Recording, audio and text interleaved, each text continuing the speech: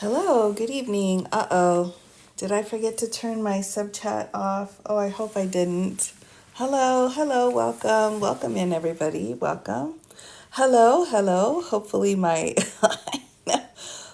full chat's on everyone. hopefully I, oh good. Oh thank goodness. Thank you.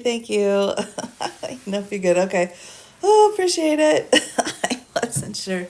Sometimes I tell you I just don't know.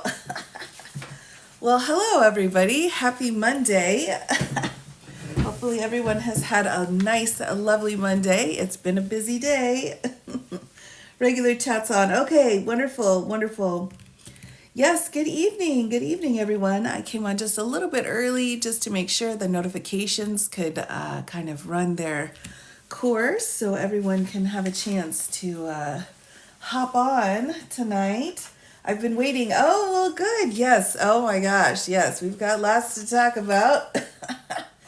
We certainly do. We have a lot to go over tonight. There's been a lot. So, well, welcome in, everyone. It's been very interesting day. 8 billion potential jurors, pretty much. It certainly seemed like it. 8 billion. Ah, my goodness. It's a jolly holiday. Oh, you're so sweet, Kristen. Oh my gosh. Yes, today was, oh my gosh, oh my goodness. This poor judge, I tell you, he's working hard. He's working really hard. Oh, well, take care of yourself, Tay. Take care of yourself. Oh my gosh. Oh my goodness. So I have seen that they are looking for, we had a total of 1,500 potential jurors in the building today, everyone. So I think that's because we had multiple different sets for different trials. But for this whole week, there's a total of around 6,000 potential jurors that are going to come through the courthouse. That's possible. So just for this week, we're looking at 6,000 different people that they will have on call, basically, in this situation. So Sleepy Dawn, that's funny. That's hilarious. Oh my gosh. When I had read that, at first because somebody who posted had just said his eyes are really closed tightly, and I thought, oh, maybe he's feeling regret. And then I read further and I was like, oh wait, he's asleep. Why so many? Well, we have to have enough to choose from. So, with 1,500 set for today, there's a lot more.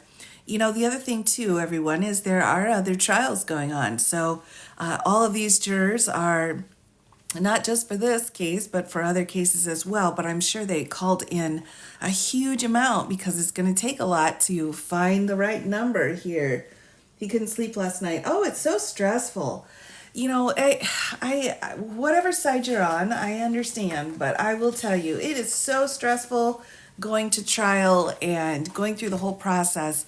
It's hard to sleep the night before. It's hard. I'll tell you, those attorneys probably, all of them, probably got maybe a couple of hours of sleep, and it was probably just right 2 hours of sleep before they had to wake up. It's so stressful going into trial. It's just a very stressful process for sure. Yes. So I mean, I can imagine he would probably be pretty exhausted, but that's still pretty bad though to fall to fall asleep in court. You don't want to fall asleep in court, everybody. That's one of those moments. I would just say, hey. So, excuse me. Yes, we've got several different batches of numbers, everyone. We had 1,500 total, and then out of that, there were 500 from which they chose the first batch. Now, the first batch was, I think, let me get the exact number here. I want to make sure I've got the first round was 96. So the original first set was 96 that were given questionnaires, and about half of those were dismissed just straight up. They were like, "Look, there's no way I can possibly do this," so they were dismissed straight up. And so they started filling the box. They can do 18 at a time. That's how many spots in the jury box they have available. So they had 96 reduced down to a total of 34, and based off of multiple different reasons. And then they started going through the process. So it was a slow day as far as picking jurors. At the end, they had only made it through a total of 10 jurors, is what I've seen. Now, the information I'm sharing tonight, everyone, I've just gathered from multiple places and just kind of corroborated it because no one's actually there with a camera. So this is the information I've been able to pull together. So we had 10. So we started with 96. So we had our first 100 essentially, and then it was put down into 10. But we still don't have even our first juror picked yet, which makes sense because we spent half of the morning, everybody, in the minutia, as Judge Mershon put it, in the minutia of some of the details of this case. So this morning we spent quite a bit of time going through different questions about evidence and motions and issues with the gag order and things like that. So this morning, and I'll take everybody through that. Again, I'm just a little bit early, so I'm just kind of chatting with everyone here. But they spent a lot of time on that, and it took half the day. So they didn't even get started on the full jury process until after lunch. So that was kind of a hassle for everyone there. Yes. So there was a lot of things that happened, though. There were several things that were discussed and decisions that were made. We have a full reading of what Mr. Trump's expectations of his presence in court is supposed to be. So I'll take you through all of those as well. So will those be tend to be jurors? No. Okay, so a great question. We didn't even get to a point where we could get one juror. They were able to whittle it down to 10 jurors that they were starting to ask the more involved questions, but to be able to even ask the questions. But no, they didn't get to 10 jurors that were actually selected. Nope, we're not at that point yet. Sleepy Don. Oh, I know. He was tired. He was tired. And I don't blame him. I think he'd probably be pretty exhausted. This whole process, though, everyone, I'm just going to say this right out of the gate. If you are falling asleep on day one, this is going to be a long situation. This is going to be, hello, Amos, welcome. This is going to be a really, really long trial for you if you are already falling asleep. Now, the reporting came in that Mr. Trump was very involved in everything that was going on, and then he just kind of hit this wall where then he closed his eyes and started sleeping. So, slandering the judge's daughter at 4 a.m. 4 a.m. is a tough time. So, it's definitely going to take its toll on you. So I'm just kind of welcoming everybody in, everyone. I plan to start tonight at 7, and we are just at 7 now, but I want to give everyone a chance to get their notifications. So I'm just kind of chatting here. Do you have a picture of him sleeping? I don't, but there is some rumor that there's an AI picture out there of that's been created of him sleeping. But no, I don't actually have a picture of him sleeping. He hasn't gotten much sleep lately. Oh my gosh, I know. I mean, this whole process, like I get it. I get it. People are frustrated and we want to see justice, and I'm right there with you. But, he's also a human being and he's got to be exhausted. He's really going through it. He's going through this whole process here. What happens when he starts snoring? Well, hopefully he'll get elbowed by his attorneys. So here's a picture. This is one of my favorite sketches, everyone. This one isn't from today. I do have the new sketches from today. But this is one of my favorites because we have D.A. Bragg here, and then we have Mr. Trump and his two of his 3 attorneys here sitting there with him. And then D.A. Bragg's just like, This is one of my favorites here. He's almost 80. I know. So... all of this is public domain. Again, we have sketches that are created by sketch artists of what's going on in the courtroom because we don't have any cameras. So we've got no photographs. We don't have any video. We've got none of that. So we really are heavily reliant on our sketch artists here to kind of help us visualize what has gone on in court and how things look. So before I get too far, everyone, I do want to say I was able to print out a picture of our artists. So here's just three. We've got our artists here. I'm not going to name any names. You'll find that to be a pattern throughout most of my discussion of this trial. But here's one of our artists, and you probably recognize this one. Here's another one. She did this picture that I had just shown. And then we have another one here. Unfortunately, I wasn't able to get her fully on here. But so here are three of the lovely sketch artists who are providing us with this public domain information, which I think is, I'm so thankful for, so very, very thankful for. The Mask of the Officer. Oh, I know, right? I know. Pretty amazing. They're very talented, very talented. So these are just some of the sketches that have been done prior to today, everybody. I will use today's sketches to kind of walk us through what has happened. But again, we have Mr. Trump's attorneys here with Mr. Trump, and then we have one of the DAs here. Now, I will not be going through the names of attorneys, everyone. I will not be going through the DA's names as well, or any kind of information that I feel could be used negatively. I think all of that information you can find if you're interested, but for me, I'm just going to kind of keep it as, these attorneys as a way to kind of be a little bit easier. He looks like Nixon. Oh, well, here, he's got several. All right, so here's another one that was done recently of him with his attorney here as well. Now, this one kind of looks like Jack Smith, but this is not Jack Smith, everybody. This is another attorney here.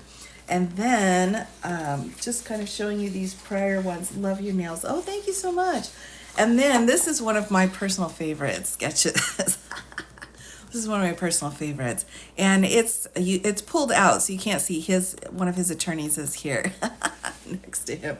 So here's some of the prior sketches that we have had here. Oh, they're very talented. I agree, they're very talented. Yes, this is, again, one of my personal favorites. Oh, my gosh. Oh, my goodness. Well,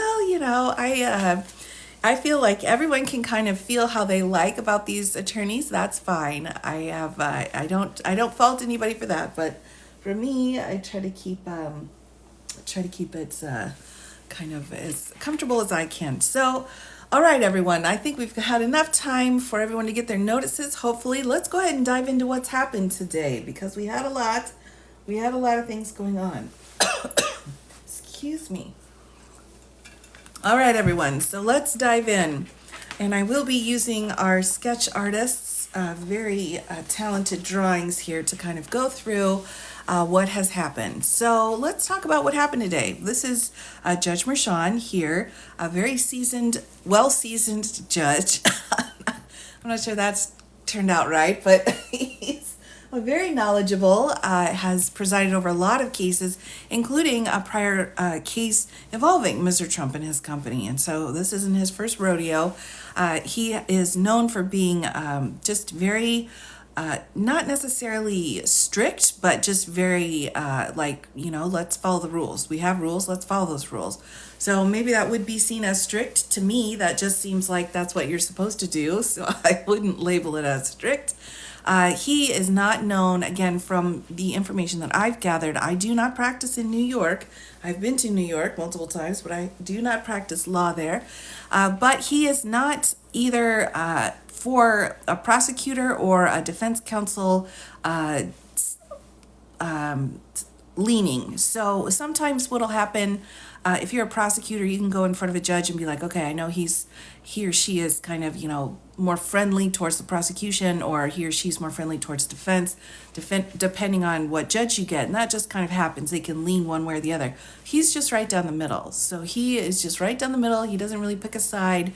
He just is very careful and he's just a classy guy. So I think he is a really good judge to have on this case, again, also because he has a history with this kind of a case. So right, Judge Mershon. So we started out the day, everybody, with Judge Mershon and the attorneys had some housekeeping that they wanted to talk about.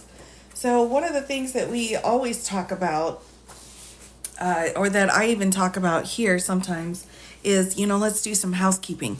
And housekeeping is just a term that we use when we just kind of need to clean up whatever we're doing, because there are so many different steps to a trial. There's so many different things involved. And, we had motions that were still open. We had a motion to recuse that Mr. Trump had filed that had not been responded to. And so that was something that was taken care of according to the reporting that I've seen. I've not seen any documents, everyone. So the information I'm giving you is just, I've checked from multiple places. So he has come in and he has denied that motion for recusal, which makes sense. It was not timely filed correctly. The information was also already dealt with last year. So that was one thing that they dealt with in the morning. So they had a few other things that they dealt with before the jury was even pulled in. So again, let me just show you a sketch of the attorneys here that were kind of talking about this. We had a question, and let me pull in the state's attorney for this one. We had a question on sanctions. So the district attorney's office came in and said, maybe this one's a better one for the motions discussion, came in and said, look, we've got some violations of the gag order. So on the state's motion, they said, Your Honor, we would like to go forward with sanctions on violations of the gag order. We're looking at $1,000 each, and there were 3 specific media posts that they were saying had violated the gag order. So there was some discussion about this, and really what the judge had said was, we've got all of these jurors waiting for us. And so let's, I want to review this issue. He actually went to lunch. They all went to lunch and he came back and he said, let's set it for a hearing. So this will actually be heard on Tuesday. So tomorrow, wait, hold on. I apologize. This will be heard on Tuesday, the 23rd at 9 a.m. So he has set the hearing. He originally had set it for Wednesday. I'm double checking my notes here, everybody. He had originally set it for Wednesday, but then had moved it to Tuesday. So we have a hearing that will be set. Well, they will review whether or not Mr. Trump has violated that gag order and whether or not sanctions are appropriate. So that was another thing that had to be dealt with. So the judge can't just issue violations on his own. He needs to have someone ask for movement. And I use that term because that helps you to understand we use motions in order to get things done in court. So the state filed a movement there. So there we go. That was the other thing that went down. And then we had some questions, everybody, about the trial exhibits. We had some issues because Mr. Trump's defense team had not finished getting all of their exhibits ready. I guess, there's a lot of reporting on how this has gone, and I don't have the transcript, but I have to say, if you're coming into trial and you don't have your exhibits ready, like yikes, everybody, big yikes. That's a huge no-no. You have to have your exhibits ready. Like your exhibits should have been ready 2 weeks ago. And what they had argued was, or what, his attorney had said was, oh, we just got some of the information, only a month ago. So we're still going through all of this massive amount of information that we just received from the U.S. attorney. If everyone remembers, there was that big hearing on the day that court was supposed to start because they said that the U.S. attorney's office had given them information late. So they said, look, we've only had it for a month. We don't have all of our exhibits ready. Can he tamper with the jury if he continues or make it hard to find people? Well, it's possible, but we've definitely got a lot of things in place. We've got a pretty strict judge in place too, and I think I will use that word, strict, as most people would term it. So, the state came in and said, look, you don't have all the exhibits ready. Defense counsel said we didn't have a chance to because we got our information late. Then the state came back and said, but you had time to file all of these frivolous motions in court, which was this huge burn. So Judge Merchan came in and said to defense counsel, he stepped in and he said, you need to or you need to have your exhibits ready, and I'm going to give you 24 hours, and what's not ready in 24 hours, you will not be able to use. So that's huge. So Judge Mershon right first thing this morning, put his foot down and said, if your exhibits aren't ready, you are not going to be allowed to use them, which is what should happen in court. So that was a really big moment that kind of I think it really set the tone for how court needs to run in this particular situation. So again, we've got Trump's attorneys saying, oh, we don't have our exhibits ready because, the prosecutor screwed up, blah, blah, blah. And the prosecutor's like, well, you could have spent the time, that you did all those frivolous motions that were dismissed, putting your exhibits together. And they're like, oh, that's not very nice. And Judge Mershon's like, get them done. So I thought that's important to note. I think that's that's a telling moment to really start to set the tone for this entire case. So Judge Mershon set that up right out. We did have also some questions about not just the exhibits, but the content. There were some questions again, everybody, about the Access Hollywood tape. Now, we talked about witnesses before last night. We talked a little bit about there was an order by Judge Mershon saying, I'm not going to let you play the tape because it's too prejudicial, but the information is probative, so I'm going to let the information come in. So now the question became, which all of you asked in the chat as well, how's that information supposed to come in about the Access Hollywood tape? And so today they said, well, the transcript. We want the transcript of the tape to be allowed in. And Judge Mershon agreed. Now, again, I'm taking this from multiple different sources that were in the room at the time. So Judge Mershon said the tape itself may not be played to the jury because that is too prejudicial, but the transcript of the tape can be used. So that, I think, was a pretty big win, in my opinion, for the prosecution. So the other thing, too, is, that I think is important to keep in mind, anybody involved in this Access Hollywood tape, if they testify, that tape can be used to used at that time. So let's say, for example, if Mr. Trump tries to testify and then on cross-examination, they pull in, for some reason, somehow, they pull in the Access Hollywood tape and he's like, I don't know anything about that. I didn't say that. At that point, it's possible the tape could be played as impeachment. So basically, the judges left it open. The tape can be played if defense opens the door to it. But as of today, they've set it out and they've said, we're not going to play the tape. It's too prejudicial for the jury. The transcript can't come in. So that was another piece of evidence that was very important. And they kind of hashed that out as well. So again, I'm starting at the very top of the day, everybody, top of the morning, where we're talking about what these issues were that kept them from going through the jury voir dire situation. So that was another piece that they dealt with. And let me just make another note. And one thing that I thought was very interesting, speaking of this cross-examination question, was that the New York, the district attorney's office, offered to do what they call in New York, and let me make sure I get this correct. We don't call it this in my jurisdiction, but a Sandoval hearing. So they basically said, hey, we can hold a hearing and give you some idea if you want to testify, Mr. Trump, and give you some idea of the questions that we would ask on cross-examination. Basically to kind of give him a preview to say, this is what we would ask you on cross in order to give you a better idea so you can decide if you really want to testify or not. And that's a huge help. That would be an enormous help for the defendant in determining whether or not he wants to take the stand. So that was offered by the state. They said, we'll do this hearing if you want. We can go through that. Now, Judge Mershon's response was, quote, there are 500 potential jurors in the hallway. We need to get moving. So he said, we're going to table it. So we don't know if that hearing's going to happen or what's going to happen with that. It was just raised this morning. And the judge said, look, we got to get going. We got to start talking to our jurors here. So I thought that was just another interesting piece that was raised by the state. So with this question of Mr. Trump, if he's going to testify or not. So that's another thing.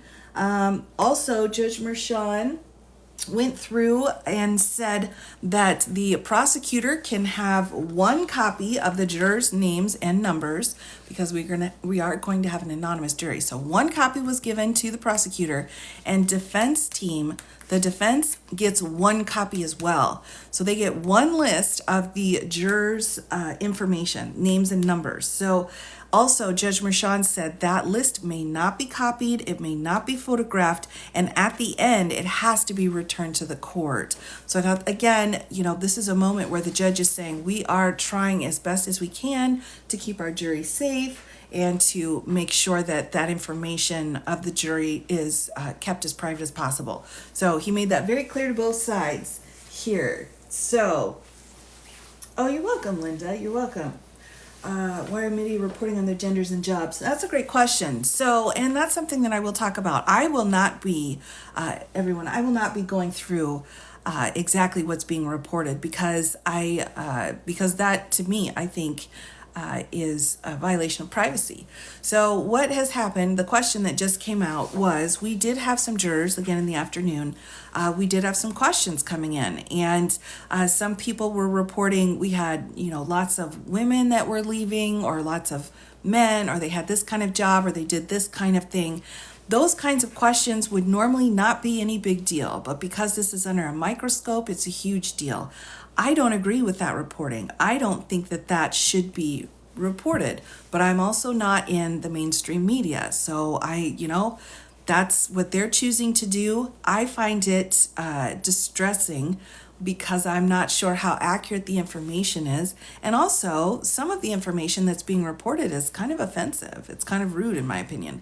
So I have seen the reporting on the details of the potential jurors. I will not be talking about that. I don't think it's necessary for us to go through the process here of what's happened. Do you trust his attorneys not to show? He can show Trump the list. Everybody can see the list on the team. Everyone here can see the list. They may not copy the list or take a picture of the list. They cannot basically write anything down that would be a way for them to copy the list, and then it has to be given back. Right. Yes, very important case, everyone. But still, our jury is the most important out of all of this. The jury is the most important element. So that was the next piece that came up. Again, I've got my list here. I'm trying to make sure I hit all of the highlights here. All right. So we had the copies to the jurors. I'm just finding my place here in my notes, everybody. Copy to the a copy there, and then we had lunch. So 11:30 to 1:30, we break for lunch. One thing that you'll find is that our breaks, our morning and afternoon breaks, if we have them, and our lunch breaks are really very, very important. Very important to the process, because we need a lot of breaks because we're working hard. So they did break for lunch. Now, after lunch, then we start getting into really the details of the jurors. So that's where we really picked up. So in the morning, everyone, just to recap, we went through what kind of evidence is going to be allowed. There were some questions on whether or not this kind of catch, and I can't use the KILL word here, but the catch and dismiss scheme, whether information about that was going to be allowed. And Judge Mershon said, yes, evidence about that's going to be allowed, and then various other pieces. So there were several things that had to be discussed first, but ultimately Judge Mershon is quoted as saying, I don't want to get into the minutia of the case. I want to talk to the potential jurors. And so they took a break for lunch, came back, and that's when we focused on it. I'm not sure if they'll be released daily. That's a great question. They will be released, but I do not know the frequency and how they will be released. So that, I just do not have that information. It will depend. Did he fall asleep after lunch? Well, it seems like it. Something that is really interesting too is that there were lots of things. Lots of times we'll have something called a sidebar. That's when, rather than standing up in open court and making a big, brouhaha out of something, we go up to the bench and we talk to the judge. So if we've got a question about something. So for example, one of the questions here was whether or not Michael Cohen's other convictions were going to be allowed to be put in front of the jury. That's the question. I'm giving this to you as an example. So if they wanted to do a sidebar, they could go up to the sidebar, up to the bench with the judge and talk about it. So the attorneys would talk about it, and then the prosecutors would talk about it with the judge. Something that's interesting in the morning was that Mr. Trump went with them up to the bench. So during those sidebars, and it was various things that they were talking about, he went up there and he was standing right there. Now, I wouldn't say that that's necessarily, I would say that's not typical. It's not really that unusual, but we don't usually do that. We don't usually have our client next to us when we're doing sidebars with a judge. And primarily because our clients are not going to understand the intricacies of what the judge is saying. So if we've got a sidebar where we're like, well, I'm not sure, Rule 708.7 is going to work appropriately here, Your Honor. And the judge would be like, well, I need you to take a look at, Smith v. Wesson or whatever. And so then you're like, okay, that's right. That was passed in 98. And, that's what happens in our sidebars. But Mr. Trump went up to the bench, which he's allowed to do, and listened in on those sidebars. Now, what this shows is that he was extremely interested in every single step of what was happening. And that was early on, he was involved in all of that. And so, again, it's just showing the level of not necessarily control that he wants to have over the case, but how important it was for him to be involved in everything. So that started, and that was a far cry from this report of him, kind of nodding off later on. So we definitely have different levels of how involved he was with the case. So he was very involved in those sidebars, but then things kind of faded as time went on. So let's move to lunch. So we've got lunch, everyone. We have lunch, and here's our next sketch of the day. Judge Mershon here, and then we have counsel over here. We'll bump my camera up just a little bit to make sure. Hopefully it can be in frame well enough. Hopefully, there we go. Here, or at least it looked like he wanted to be involved. No, I think he really did. I think if you're getting up and walking up to the bench and the judge is trying to fit all of these attorneys around his bench while he's doing a sidebar talking about, law stuff, I think you probably really want to be there for some reason. Short attention span, yes. Well, was there a drawing of him napping? No, Heather, unfortunately, no. Apparently there's been an AI created one, but I did not see a sketch of him sleeping. So it's control. I think that's right, Joe. I think that's what we're talking about. I think we're talking about a control thing.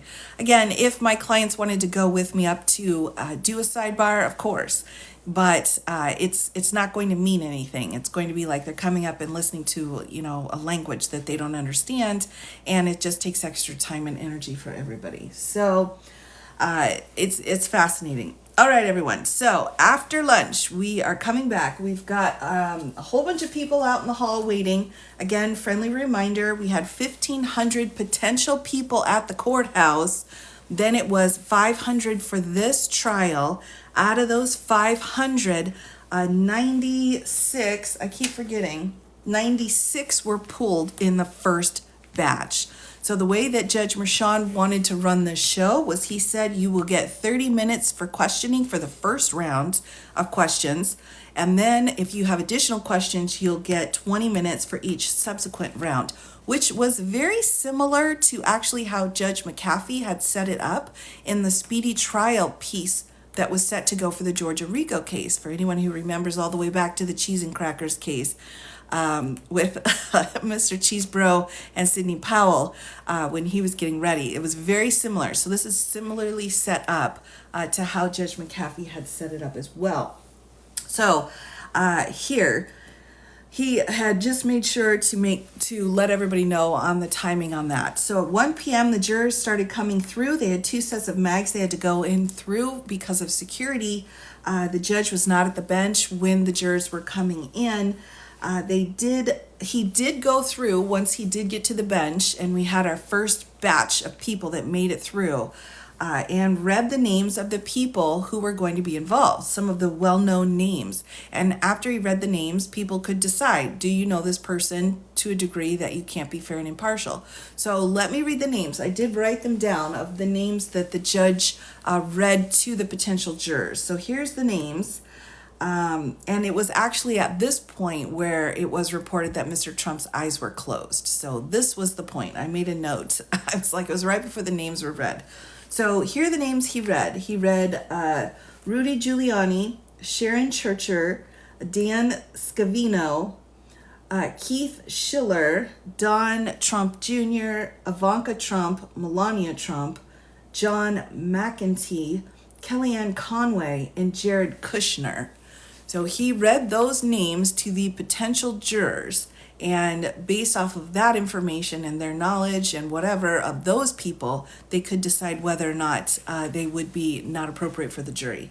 So that was another way of kind of cutting it. So when we're doing our juries, it's a process of elimination. So we're starting with 500, then we're going down to 96. Then through that process, they went down to filling out the questionnaires. So the 42 questions that everyone's been talking about, we went through those questionnaires last night that the judge went through. Started very broad questions like, where do you work? Are you married? What do you think about, whatever. And then it gets much more specific, like what groups do you associate yourself with and what kind of media do you watch? So it gets more specific as you move on. So those 42 questions were being answered by that first batch of people. And they started with 18 people in the box. So let's just do a little visual of that real quick, everyone. So when we talk about the box, we're talking about the box that the jury sits in.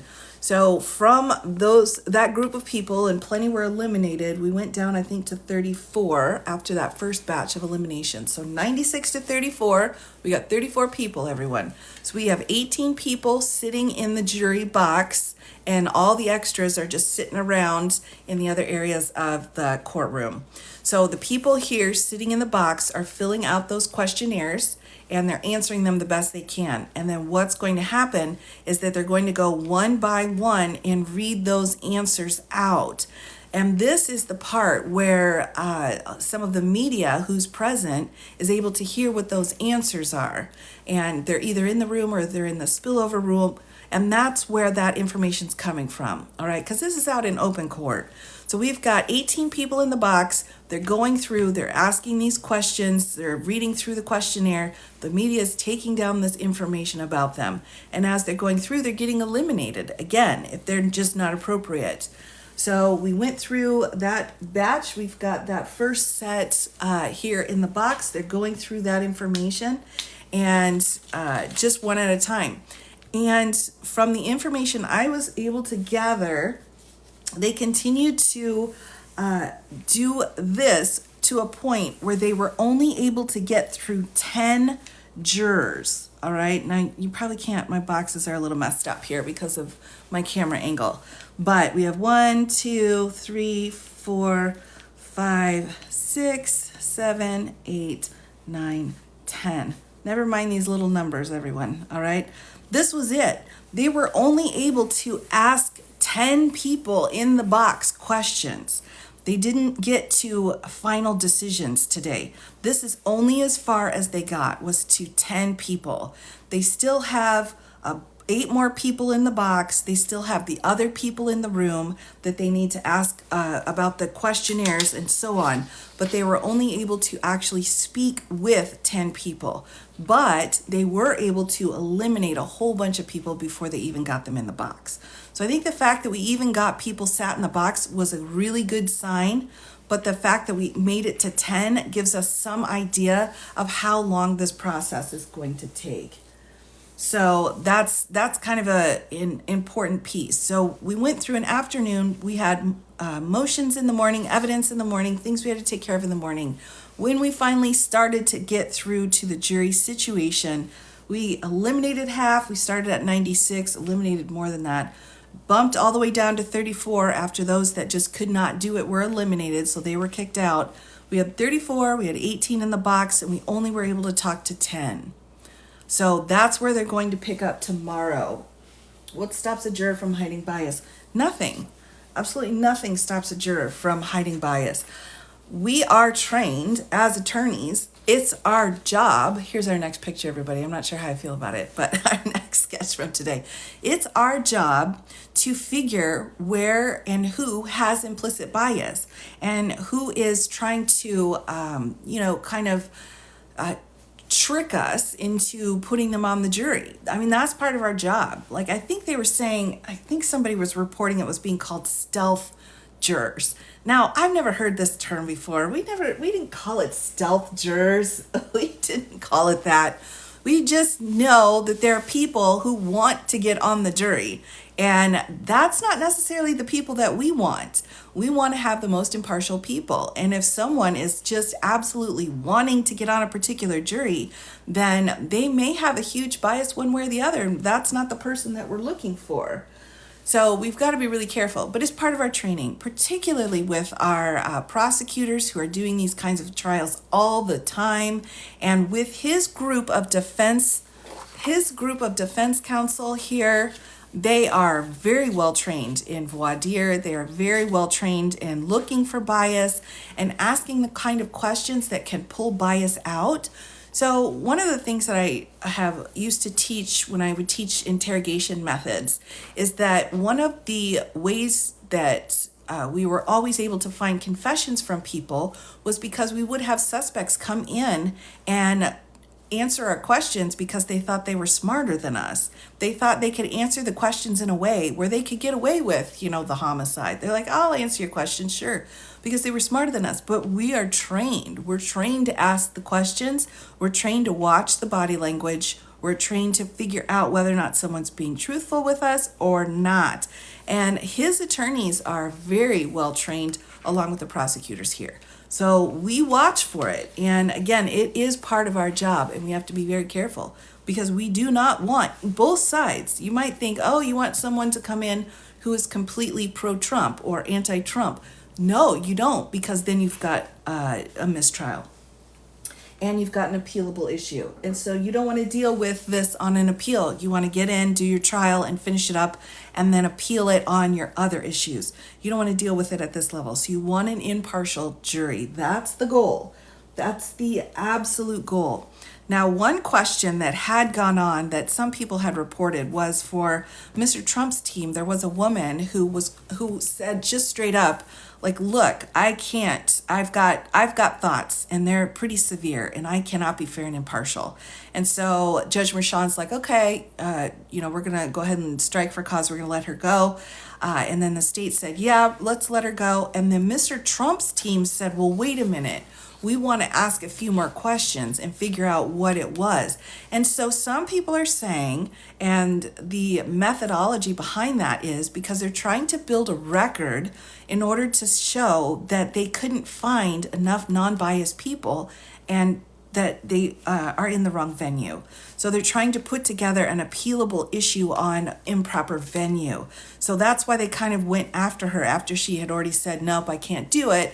The judge in the state, okay, you can go. And then he's like, wait a minute, I got some questions here, because they're building a record to show that there's a problem with the jurisdiction that they're in. But with the amount of experience that Judge Merchan has and with the amount of experience that all of these attorneys have, that's going to be incredibly difficult to win on that one. But that's just another thought. That's just another theory that's kind of been put out there. Yes, everybody wants the impartial jury. I mean, and that's how it's supposed to be. And you may say like, oh, I can be all stealthy, which is the term they're using now, and sneak in onto the jury. We don't want you there. We don't want you on the jury if you're going to be all stealthy. Like, we want a fact finder. We need a fact finder to decide this case. We don't want to have to be like, putting out fires all the time. We got enough to do just putting the case on. So we don't want to have to babysit anybody who shouldn't be on the jury. So even though there's alternates, and that means the original 12, someone gets kicked off, we can put an alternate in. It's a huge headache. We just want, we want a good, clean fight. We don't want to have things set up for an appeal. So when it comes to picking our jurors, we just are looking for the most impartial person we can find. don't juries self-police too? Like they're watching other jurors? Absolutely, absolutely. They watch each other because, there's just kind of a feeling, and I don't know how to describe it unless you've been on a jury, but there's kind of this moment once our jury is sworn in, once they're chosen and sworn in, there's this moment where it's like, look, this is really important. Somebody is life on the line, or somebody's, whatever is on the line, and it's up to these 12 people to decide what happened, because both sides are giving you some facts, they're giving you some evidence, and the only one that really knows what happens is the jury. And so the jury gets that sense of responsibility, and so there's just this feeling that comes over, like, we got to do the best job that we can do. We want to watch each other and make sure it's okay. Are there controls in place to remove an impartial juror who slips through? Absolutely, David. Great question. Absolutely. And it becomes very clear very early on. One of the best ways, of course, is amongst the jurors when they will, say, hey, I got this weird feeling about the situation, and then it's investigated, and the jurors usually brought in, the judge asks some questions. It's the judge's job to make sure that that jury is good to go as well. So he's got clerk, he's got staff, he's got all kinds of people watching over that jury and helping the jury as well. So if something is looking hinky, he's going to be like, we need to take care of it, and let's take care of it right now. We don't wait on jury issues. If there's hinky business going on with a juror, we don't wait. We take care of it right then, so we don't have to deal with it. I remember that when I was in a jury. Okay, there you go, Jen. There you go. They have to find people who don't. Well, I think it's a matter of, like, you have your own views on things, but you're able to compartmentalize. You put it in a box, you put it on a shelf in your mind, and you put it away. And you go forward just focusing on the information you're given and the rules and the law the judge gives you. So it's a matter of being able to really, put yourself separate from what your own personal bias and ideologies may be. You just need to put them to the side and just focus on what the case is about. So that's really, that's part of the process. And we do it, and I know it seems like this would be really difficult for Mr. Trump because of all the media and all of the, hoorah, all of the business going on here. But we do it every day. We do it every single day. It is a rare situation where we have a tainted jury. Does it happen? Yes, it can happen. Do we have hung juries because the mistakes are made? Yes, we do. But most of the time, we don't. The vast majority of the time, we try cases, we have impartial juries, they come back as our fact finders, we have verdicts. Can jurors be trusted to not go home each night and watch the news? Sequestered safety. They can, because if they don't, they're in some big trouble. So they're in some pretty big trouble if you are not following the sequestering rules. And again, you got to keep in mind with this particular case, we're going to have a whole bunch of alternates. So if you, and imagine this too, everyone, imagine you're going in every single day, you're listening to this whole case being put on. 3 weeks in, you decide like, man, I'm going to just turn on the TV one night, or however you find your media. I'm going to go to the computer and look online at whatever. And you decide to do that one night, and you come back in the next day, you see some kind of remark, and the judge calls you in and is like, wow, we are weeks into this trial. I'm not going to have you risk it. You're out. So all of the work and time that you just put into this case as a juror, you're out. You're absolutely out. And an alternate comes in and takes your place. So it's, there's just no room for any kind of funny business. How long do you think it'll take to get the jury? So that's a great question. That's another great question. So today, everybody, we made it to 10. And originally, I had thought, well, we'll probably get there by Friday, just because of how organized and how much stuff is being done up front on the front end by Judge Merchan. So I said, maybe by the end of the week. I'm thinking it might take 2. I don't think it's going to take more than 2 weeks. I really don't. I truly don't. With how this is set up, I think the fact that we already had 18 in the box by this afternoon, and we got to 10, I think that shows that it's going to take a little bit of time because we're going to have other stuff that's getting in the way. But I think choosing the jury itself absolutely can be done. Absolutely can be done. They question everyone who's released. I think 2 weeks. Yeah, I think so. A hung jury is when they can't come to a decision. A mistrial is when something has messed up the case, and the case needs to be retried. So there's been an issue with due process. So hopefully I'm not getting those two words screwed up, everybody. When I say hung jury, I mean the jury can't come back with a unanimous verdict. And when I say a mistrial, it means something has messed up the process and has made it so we cannot have justice. We have to stop the case, and the case is done. And we can start over again. We start from the beginning, take it from the top, new jury, new everything. That's what a mistrial is. A mistrial, for example, let me give you an example of what a mistrial would look like. So let's say that we have, let's see, how can I give you a good example here? So one of the things, well, let me give you another picture here. Hold on. All right, so let's say Mr. Cohen's testifying, all right? Now, he's testifying about the check stubs, all right? So everyone who's just joining me tonight, I have visuals to help us with the evidence rather than just words. So he's out here and he's talking about all the checks that he got, and they were signed by Mr. Trump here.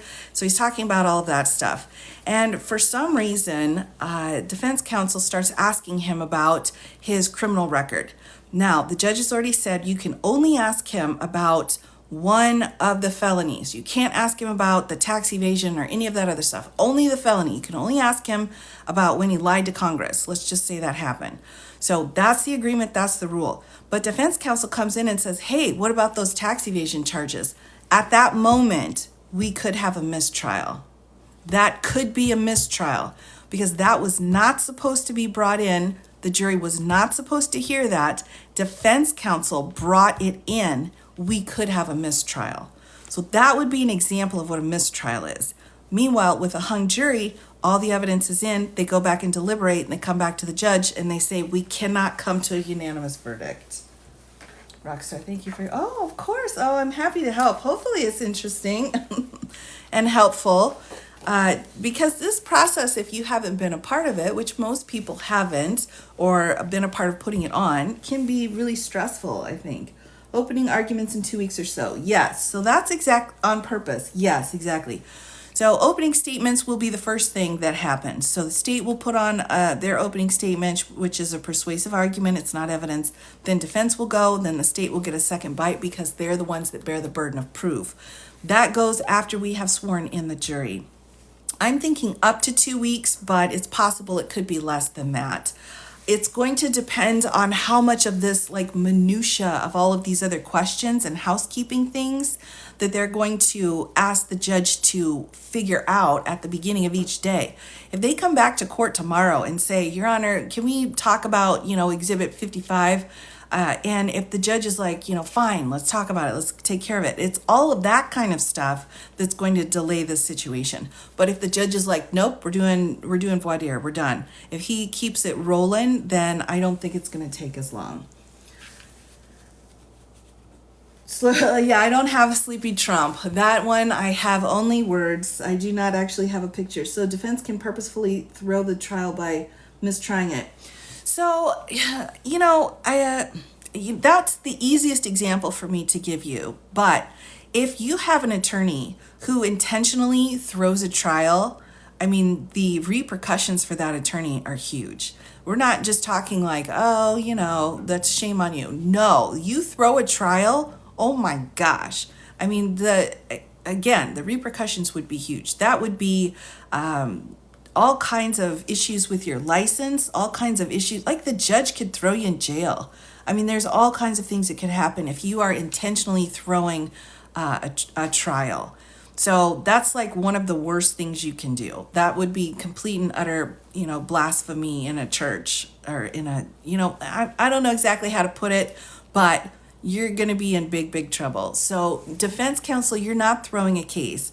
And if you're at this point where you've worked this hard and you're at trial and you come in and that's our biggest fear. One of my biggest fears was always all of this information that I had that I knew I couldn't say in public out in court, and that I would somehow screw up on one of my questions or one of my cross-examination questions and somehow accidentally, get into that area that had been eliminated. So we have motion in limines that the judge has already ruled on. And that means these are the rules of the trial. If you go in and violate that motion in limine, you've violated an order of the court, and that's contempt, and you can go to jail. Career suicide at a minimum. So, retry a hung jury case. Yes, you can. You can retry a hung jury case. And when it comes to the double jeopardy stuff, I don't know. I leave the double jeopardy stuff alone at this point because it depends on jurisdictions, it depends on charges, and so on. But if you've got a hung jury, you have no final decision. Without a final decision, double jeopardy isn't supposed to attach. There's some controversy with that, and so I step away from that and I say I don't have a final answer for you. Oh yes, we don't we don't feed the trolls. Sometimes we go troll hunting, but that's usually on Fridays. But not tonight. Yeah. Yes. So that's the thing. I mean, it would be, again, it would be like, sinking a ship that you're on. Like, oh, you'd be going down with the ship if you tried to throw your own case. But that's what I'm talking about, though, when I'm saying that we've got a mistrial. We've got some kind of instructions to the jury. Somehow the jury's been tainted. Something's been messed up to a level that we cannot have justice. And if we cannot have due process and justice, then we've got a mistrial. Another day that isn't Sunday. That's right. We do like to go hunting for trolls sometimes, but those are pre-announced. They're trying to pick a jury and it won't be easy. True. Absolutely true. So this is going to be a process. It's not going to be easy, but there are always going to be, with how our system works and how the process works, we will always find a jury. We have always been able to find a jury, no matter, how crazy the case is or how, well known the person is. It doesn't matter. We have always been able to find a jury because we have to, and it has to be a fair and impartial jury, or we might as well not do the case because we're going to have constitutional issues. And we do not want to violate anybody's constitutional rights. And the defendant's constitutional rights are the number one rights in the room. We have to watch out for that. So we have to be very careful about that. So it will take time, but like everything in the legal system, it will take time. But it sounds like, oh my gosh, Judge Merchan, everyone, he is just like running this show, though. He knows what's what. He was able to find a jury previously in the other case that had been tried in front of him involving the Trump organization. He knew what he needed to do. They picked a jury within 2 weeks and using the same kind of format. So he was able to find a jury he was comfortable with at that point, and I have no doubt he'll be able to find another one again. Yeah. I have no doubt about it. Thanks for explaining. Oh, absolutely. Sleepy John. Oh, I know. He was. I wish I could not find a sketch. This is, again, one of my favorites. The reputation of Trump's lawyers. So, good question. Now, I don't know, everyone. I've heard, excuse me, I've heard about it. Like this lady here is apparently well known in New York as criminal defense counsel, and he's got two fellas that are working for him. One is like a crossover from Florida, and there was a filing actually in Florida today because they're like, I don't think I can run from New York to Florida in time, blah blah blah. But his attorneys had really good reputations. They worked in really good firms. They had very credible careers. But I'm not so sure that is still the situation anymore. And I base that off of how Judge Merchan has been responding to them in court. So I just don't know that we still have that level of credibility. I think that this one does still, because I've not heard her addressed directly by Judge Merchan. But Mr. Blanche, he's in some trouble. You think his team has exhibits? And we're just delaying this morning. They have 24 hours. So great question, Michelle. No, I think they really just are not. I mean, there's like 4 cases going on. I think, there's just too much going on. It's impossible. The fact that he has the same attorney in New York that he does in Florida, and even kicking him around in the DC case, it's too much for any attorney. Any one of these cases would be too much for any attorney. So I have no doubt it was something that just didn't get done. So a couple of other things, speaking of his attorneys, everybody, that I think is important to bring up here was at the very end, Mr. Trump's attorney had said, Your Honor, that Mr. Trump, the defendant, wants to be here for everything, but there's a couple of times he may not be able to be present. And Judge Merchan was not having that. He was absolutely just not having it. He was saying that, you know what? Let me get my quote out, everyone. Let's get the quote, because this quote is magnificent. The quote that he said to Mr. Trump's attorney, he said, "Your client is a criminal defendant. He's required to be here. I will see him next week." Because they had requested Mr. Trump be able to go to the SCOTUS arguments that are set for next week. They're like, hey, we want to go to the Supreme Court arguments next week. And Judge Merchan's like, I don't care. You're a criminal defendant. You're going to be in court like other criminal defendants. So that was a little disheartening. There was also a question on whether or not he'd be able to go to, I think, Barron's high school graduation. And Judge Merchan said, well, we'll have to see. We'll have to see how far we are in the trial. We'll have to see how things are going, if everything's going on time. So for me, this was all discussed at the very, very end, everybody, when the potential jurors had gone, and this was just kind of further housekeeping at the end of the time. This tells me these guys already are acknowledging that we've got someone here who has some power and authority over them. So if he doesn't get permission from Judge Merchan, he's not going to go to his kid's graduation. So he's going to need to keep himself in line in order to be able to ask the judge later if he can go. Now, this attorney already here has been kicked around by Judge Merchan, and rightfully so, because he's screwing up left and right.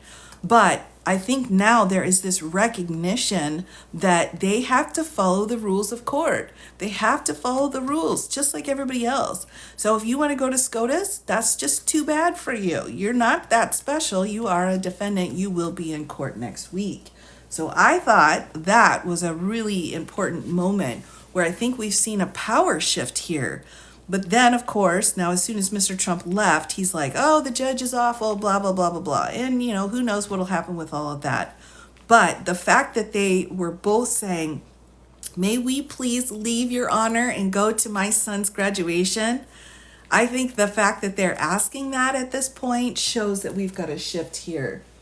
So I was very pleased. I was very pleased to see that. Now, one more thing that I wanted to share too, that Judge Merchan had done, and that is he had made it very clear to Mr. Trump. He had read out what his obligations are as a defendant. So I've got the typical reading or the typical language that's used for New York judges, for New York defendants here when it comes to them being present. So here we go. I'm just going to read this here. You have the right to be present in court at any proceeding, including, in particular, a hearing and a trial. So this is the judge. Do you understand? And Mr. Trump said, yes, I do. However, by your conduct, you can waive, give up, forfeit, or lose that right to be present. Do you understand that? Yes, I do. Next, if you deliberately refuse to come to court when required or in any way deliberately obstruct or interfere with the effort to bring you to court, then any proceeding in your case, including a hearing, trial, and if you are convicted, sentence, can and will continue in your absence. Do you understand? Yes, I do. Next, if you deliberately fail to appear in court when required, then any proceeding in your case, including a hearing, a trial, if you are convicted, a sentence, can and will continue in your absence. A warrant for your arrest will be issued and you will be subject to a separate prosecution and separate punishment for bail jumping, no matter what happens in this case. Do you understand? Yes, I do. So this language was said specifically to Mr. Trump on the record, explaining to him, you have to be here. And if you're not, you're going to have a warrant issued for your arrest. So I'm wondering if that also was the moment where Mr. Trump was like, okay, who here has the power? So, all of this is fun and games outside of the courtroom, but when you're in the courtroom, it's Judge Merchan's house, and you got to follow his rules. So I think that was very important to understand for him. So hopefully that got through. We will see. We will see. And the court did adjourn then today at 4:40. But that information was made very clear to Mr. Trump. There was a record made that he understood what Judge Merchan was saying, that he understood he had to be present. And unless the judge gives him special permission, he has to be there every single day. That is his job. That is what he has to do. So let me just double check and make sure that was all of my notes, everybody, for what had happened today. So we'll continue on again with more of our jurors tomorrow. We only made it to 10 today. So that's kind of the overview of what had happened today. We started the day with some housekeeping issues, some motions. We had to clear up that Access Hollywood tape situation, which, we had already been talking about that. How are they going to get that information in on that Access Hollywood situation? Because the judge had ruled, no, you can't have the tape. But today he said you can have the transcript in. So the transcript can come in, the tape may come in if the defense opens the door. So that was cleared up. Mr. Cohen's criminal convictions, that was clarified today as well. What's allowed, what's not allowed. This whole catch and, do harm, catch and do not do harm. That scheme that was done with the National Enquirer. I'm sorry, I only have this guy. I don't have the other guy. Where's Mr. Pecker? Mr. Pecker, where'd you go? Let me see if I can find it. So that whole scheme had been, can that evidence of that scheme be brought in? Yes, it can. That had been decided as well. Oh, I don't have, Mr. Pecker has left the room for the moment. That was decided as well. So those issues were taken care of this morning. Sanctions for the gag order, those had been requested. We've got a hearing coming up then on the 23rd at 9 a.m. in order to deal with any kind of sanctions that need to be done. That was also taken care of. So those kinds of things were done. Then we had a break for lunch.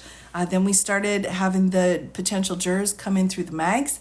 They filled out the jury questionnaire with those initial questions that we had already kind of talked about a little bit to see what's going on and who will be and who will not be able to be a part of the case based off of just saying, hey, I can't do it. I just absolutely can't do it.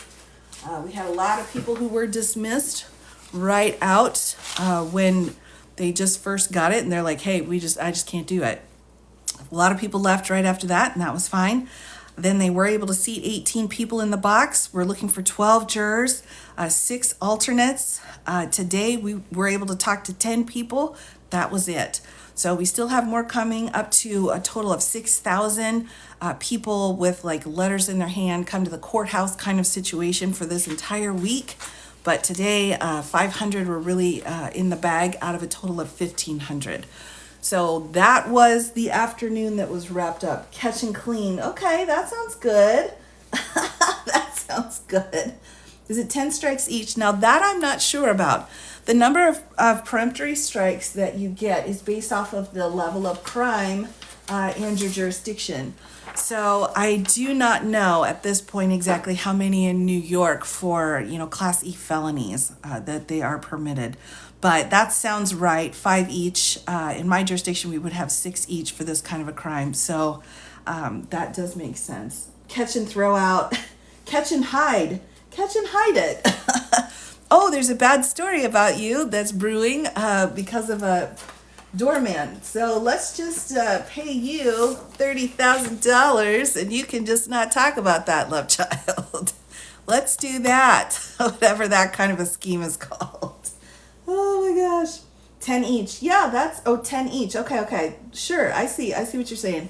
Yeah, I was thinking 5 each now, but yeah, 10 each. And I do have a post I'll be doing on peremptory challenges, everyone, pretty soon to kind of explain how that works.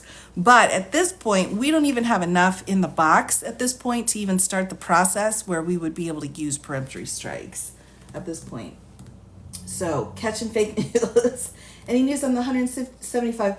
Great question. That filing was due today, James. According to the Attorney General out of Miss James out of New York, she had said, I need within 10 days, and under the code, I need within 10 days you showing me that your company here can pay that.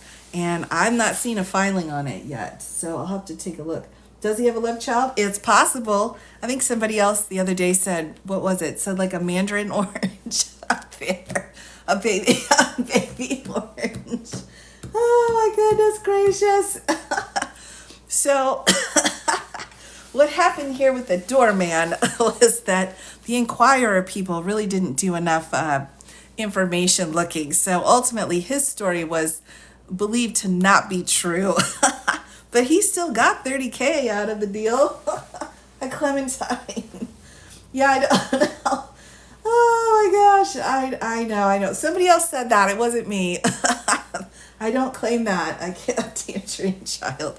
Yes, I don't claim that. But he was paid by AMI 30 grand to not talk about this potential love child that could be or could not be in this situation.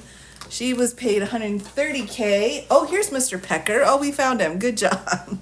Yay for me. So here's Mr. Pecker in charge of the National Enquirer. So he paid the doorman, and then he also paid Miss McDougal here.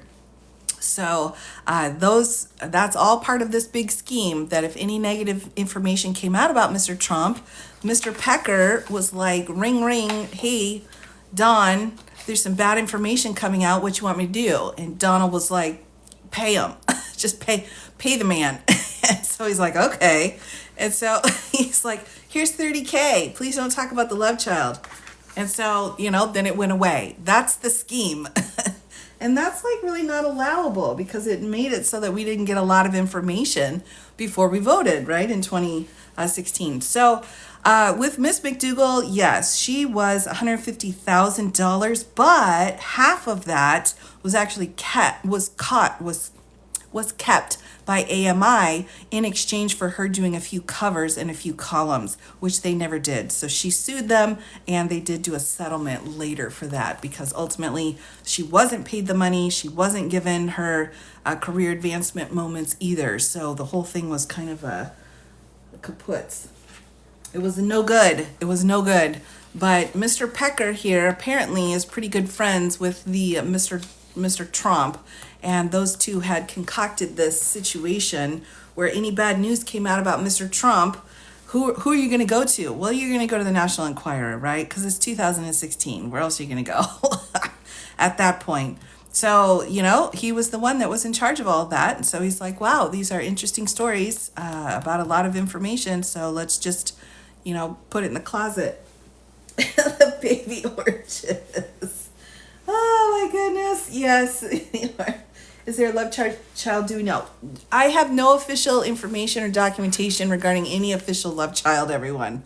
All right, let's just clear that up. I have read through plenty of lawsuits, and I have yet to see a paternity lawsuit.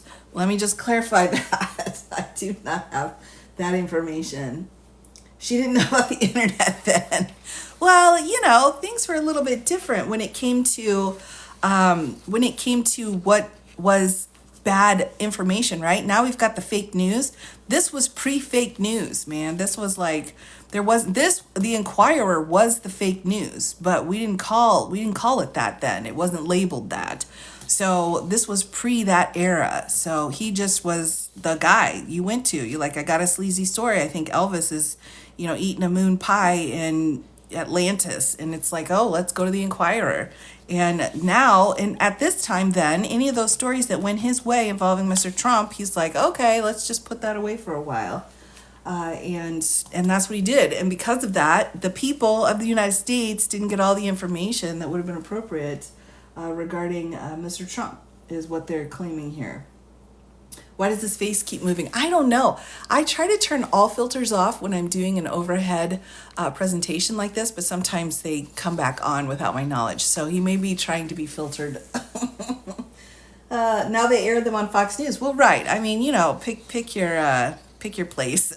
There's a lot of very interesting information out there, but yeah, I mean that's what this is about. So we've got really two parts of this case, everybody. Two parts of the case. We've got the part involving the doorman and Miss McDougal and the catch and get rid of it fella, and then we have the Miss Daniels with Mr. Cohen situation where she's like, I've got a story to tell, and Mr. Cohen's like, let's just wait on that. Here's some money. And then, because here's some money, let's just say that they're for legal fees. The money's for legal fees, everybody. It's not to pay you. I'm not paying you. It's for legal fees. So let me write an invoice, give it to Mr. Trump, and we'll call it legal fees, and we'll be good to go. Remember when the Inquirer just printed? I know. I miss the Elvis stories, everybody. This is my favorite soap opera. I know, everybody. It's a lot. And again, truly, if you are really wanting to understand what this case is about, I just cannot emphasize enough that it is just so important to pull up let me make sure I get it here. To pull up the indictment, everyone. The grand jury indictment has all of this information in it. And I've gone through it a few times. I've said it out a few times, but until you really read this grand jury indictment yourself and you read like all of the shenanigans and the shady stuff going on, like this is pretty shady, everybody. I saw Clarence Thomas was, yes, I did see that actually. I did see that. And I did. I keep wondering if he will be there tomorrow. $10,000 a month for hush money. Well, they broke it down. He broke it down. He wrote an invoice.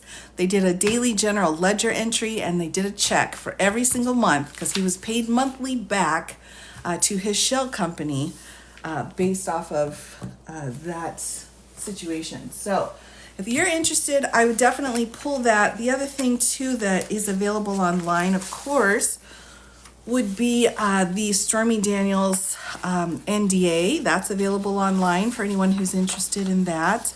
So, and then her agreement that she made regarding how much money and the date. So, and then we have to remember Peggy Peterson is Stormy Daniels and David Dennison is Mr. Trump. So we have that as well. Supporters to, yes, I know. And Mr. D.A. Bragg had some problems this morning too. So we've got some interesting things.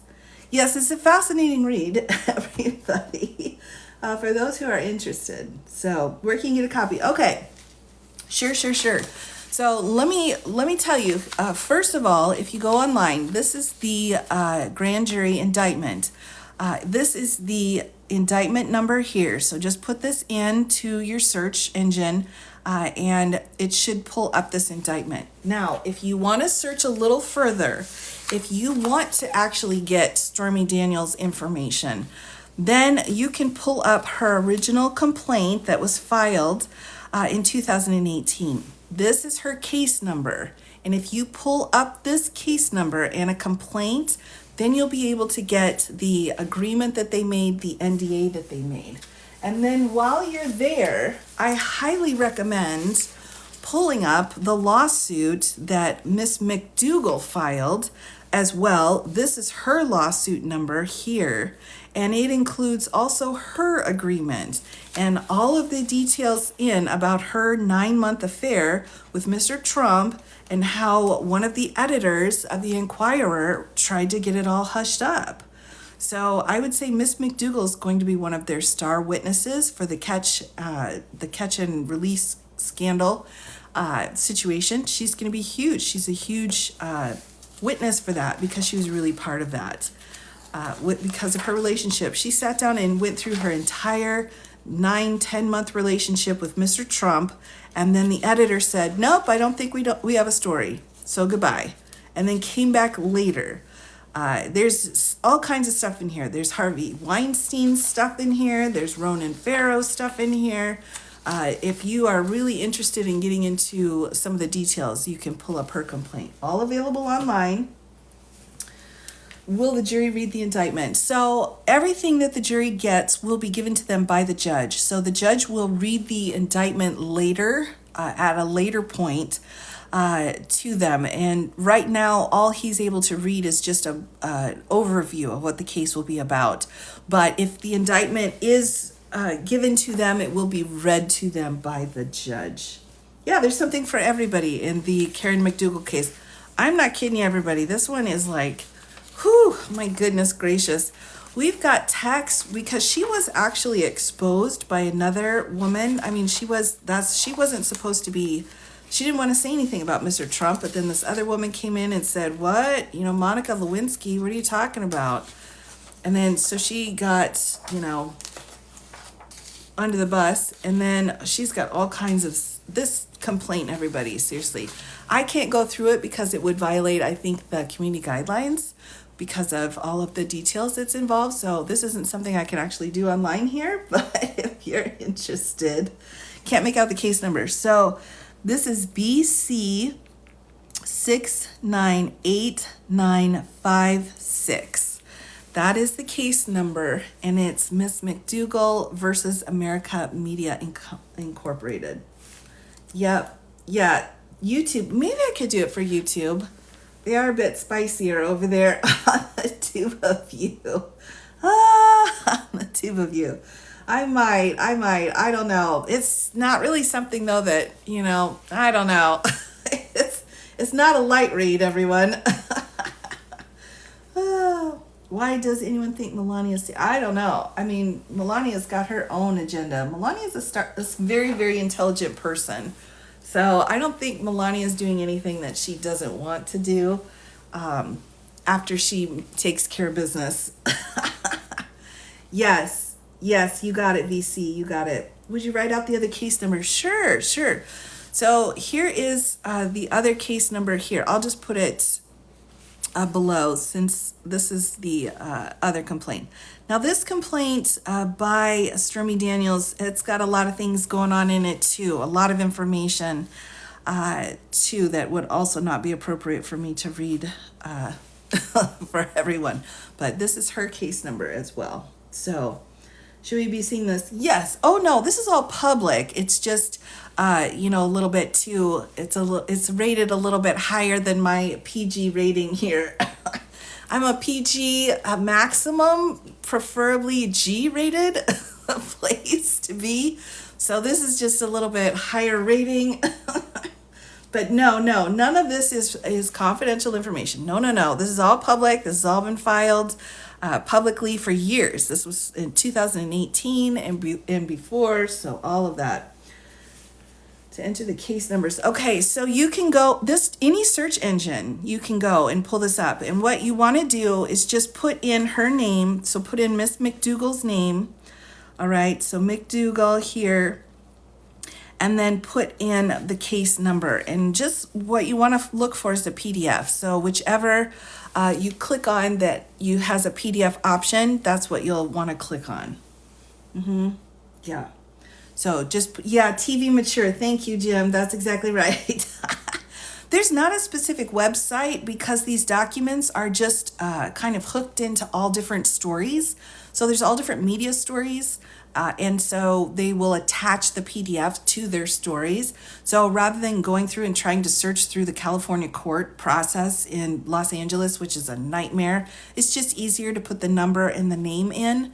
And then a few different articles may come up, news articles, and then you just scroll through until you find the PDF. Yeah. Renegotiated a prenup. Yeah, I mean, how smart is that? Of course you're going to renegotiate your prenup. That's genius. Totally. Okay, so yes, the New York case. So the New York case is a little bit different, a little bit easier to find because it is an indictment. So if you want this number here, let me just highlight this in yellow. This is the indictment number, but if you put in New York versus Trump, then you will pull up the case very easily. It's very easy to find. Yeah, 10-month affair. Yeah, 9, 10 months, and there's a lot going on. There's a lot of information out there that has not been made known, that a lot of people don't realize it. And after reading through it myself, I feel bad for Miss McDougal, and she's going through it again, going through this whole process of having to testify, and difficult. So it's a bogus charge. Well, I mean, that's up to the jury. The grand jury said that we've got probable cause, so we go forward. And if the trial jury finds beyond a reasonable doubt, then there you go. If they find him not guilty, then he's not guilty. There you go. It's not up to me. It's up to a jury, and that's the process that we use here. So, yeah, not up to me. Democratic jury. Well, I mean, we're in a Democratic jury. What's that even mean, everybody? Like they vote? Like they vote how many not guilties and how many guilties? Is that what that means? I don't know. What? H. Titus, you wore an attorney. Oh, really? A t-shirt, and someone yelled, "Oh my gosh, that's so sweet." Oh, I love it. Oh, I love it. Is jail time possible? Yes. So for each of these, we have 34 counts because we have 34 documents, and each one is a Class E felony, and I believe that's up to 4 years in New York. So it's possible. More likely, this may be pled down to not pled down, but they may find a misdemeanor. And honestly, misdemeanor even has jail time up to 2 years, I believe, in New York. So even with a misdemeanor on a lesser included offense, he could get jail time. And, again, if it's only 1 year, it's 34 years if it's run consecutively. So, I mean, there's plenty of jail time here, no matter what happens. Or prison time. Could there be more charges before the trial's over? I don't think so. Not in the New York case. I mean, they're pretty much set. They're good to go. Each document is a charge again. So I bring up my visual aids, everybody. Each document, each check stub, each general ledger entry, each one of these is one count. So if you just look through, like, what's count number 9? Well, it's a general ledger entry. This ledger entry for June 19th of 2017. So these are very specific. So we have 34 specific ones, unless we have any other papers. Like in the Florida case, at any time we could get more charges depending on what documents they want to charge. But in this case, I think we're done. Can you explain why Trump lawyers' argument for judge to recuse himself? Yeah, I mean, the argument is the same one they did last year, which was that because the judge's daughter has some kind of job where she interacts with Democrats, I guess, that somehow makes it so that he can't be a judge. But in this case, that there's a conflict of interest, there's a bias situation. But what happened here was Judge Merchan last year went to the ethics people, like the big people, and said, is there a conflict here? And they said, no, there's no conflict. You're good to go, Judge. So, and they set it out. They wrote it out why there's no conflict because of his daughter and because of this case. So Judge Merchan came back in and said, no conflict, we're done. So Mr. Trump came back in again and said, no, there's a conflict because of your daughter. And like, she does stuff with Democrats and it's the same thing. And so Judge Merchan's like, no, we already decided this and, we got stuff to do. So we're done. The motion's done. It's dismissed. So they just brought it up again because they just do stuff like that. They just bring stuff up again, everybody.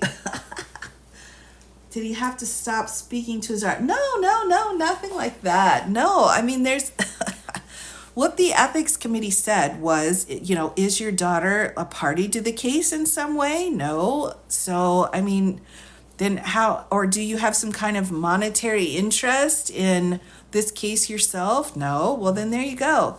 There's just, there's rules regarding conflict of interest and bias, and none of those rules were being violated by any means. So it was fine. It was absolutely fine. Would a judge actually send him to prison? It's possible. It's possible. I'm going to move this so I can see the chat a little bit better, everybody. I apologize. It's possible he could go. It's unlikely, based off of his criminal record, of which he has none. It would be unusual, although we have multiple charges here, so it could be possible because it's so many. But if you think about, the reasons why judges put people in prison is because they are likely to do it again, or they're likely to harm someone in society, so they need to be kept away from society. So you have to look to the reasons why judges put people in prison. They don't just put them in prison for fun, or just because, why, I'm a judge, I can put you in prison. No, there's an actual legitimate reason why. And if Mr. Trump isn't meeting any of those boxes, if you can't tick any of those boxes off, then there's no reason for him to be in prison. Right. What time tomorrow night will you be on? So I will be back again every night, everyone, 7 o'clock Central. And again, I will just be breaking down what has happened during the day. So I'll just be going through what the reports have been and sharing with you the information and talking about the case and doing kind of a summary. So I will be back definitely 7 o'clock Central Time. What about Michael Cohen? Yeah, I don't know. I don't know about Michael Cohen. Love your life. Oh, I'm so glad. I'm so glad. One juror could throw the whole sentence. So that's what's so interesting here is the judge determines the sentence, everyone. The jury determines if he's guilty or not guilty. The judge sets out the sentence. So it'll be up to Judge Merchan. It'll be up to him. Thank you for all this information. Oh, you're welcome. You're welcome. You're absolutely welcome. Oh, you're welcome, everybody. You're very welcome. Oh, the moderators are amazing. Oh, I'm so thankful for them every day. I'm so thankful. When jury sides with Trump in the whole case. Well, again, we have this process that we go through, and we have juries, and if we've got one juror who is holding out for one reason or another, and they cannot come to a unanimous decision, then we have what's called a hung jury, and that's a possibility that can absolutely happen. Thank you for your time. Maybe Yvette, always good to see you. I'm glad you could be here. Thank you. Oh, sure, absolutely. Yes, thank you. Oh, you're welcome, everybody. Oh my goodness, thank you. Yes, well, we're trying. Is Cohen able to see it? Now, Cohen being on TikTok during the trial, that's a great question. As long as he is following whatever rules he's supposed to be given. Now, witnesses are typically told by whoever's calling them, be careful and don't be, talking to everybody about all of your stuff all the time. So I would imagine as long as he stays within the confines of what he's been told, he should be okay. I have gone and I've kind of flittered through his lives a few times, just passing by. It's just, for me, a little bit too abrasive. It's a little too aggressive for me that late in the evening, so I can't stay for very long. But when I've heard him speaking, I haven't heard anything that I have seen that would be a conflict with the trial. It seems like he's very careful about what he says. Now, how he says it, he just kind of, smacks everybody with it. But I haven't seen anything that would be a conflict myself. But, again, I'm just hanging out for a few minutes here and there. So that's something that whoever is calling him as a witness will have to deal with if there's a problem. If there's if there's an issue, then whoever's going to call him as a witness will have to deal with that. Get legal education, get nail fashion. Oh, yes. Well, yeah, got my fun nails for tonight. Thanks again. Oh, you're welcome. You're welcome, everybody. And I am checking the clock here, so I will go ahead and start my goodbye process, everyone, here. I promised myself I cannot be on for more than 90 minutes. I do try to save my voice, especially this week because I'll be on so much. We do have a very interesting U.S. Supreme Court case tomorrow that will be heard by SCOTUS. We'll be listening in on that one. Here, in case anyone's wondering, here is our trial calendar for this month, everyone. We have the Fisher case in front of SCOTUS tomorrow. So this has to do with that code section 1512 of the U.S. Code that was charged for a lot of the Jan 6ers. So that will be heard tomorrow. We have a couple of motions in Georgia that are supposed to be due. We have also hearings or motions in Florida that are also due. We'll see. And then next week, of course, we have the immunity argument set for Monday. So This is the week. I apologize. The immunity argument set for the 25th. This is the week of the immunity argument. So lots of fun stuff, fun stuff for legal education purposes coming up. So I will be back again tomorrow at 7 o'clock, everyone, 7 o'clock Central. So thank you all for joining me. Always fun to hang out. Hopefully this has kind of cleared things up a little bit for you. But if you have questions, make sure to go ahead and leave a comment on any of my posts and I'll get back to you. So take care, everyone. Have a great night. Thanks, Deborah. Go have a cup of tea. We'll see you all tomorrow, everyone. Thanks for coming by.